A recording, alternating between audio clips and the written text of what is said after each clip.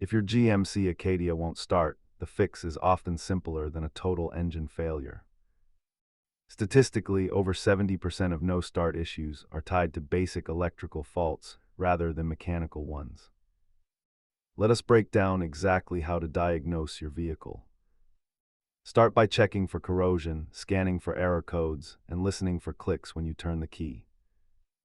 The most common culprits include failing ground straps, a dead starter, or even a simple blown ignition fuse.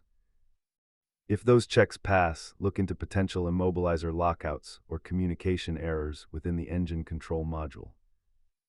Try cleaning your terminals and checking fuses before deciding if you need to head to the shop.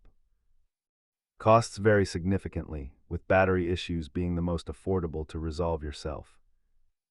Use a multimeter to verify battery voltage and a test light to confirm power is reaching the starter solenoid. Keep a basic toolkit with a multimeter and scanner on hand to save yourself a towing fee. Remember, if you hear grinding, stop immediately to avoid causing further damage to your engine. Check your connections, charge your battery, and you will likely have that Acadia started in no time.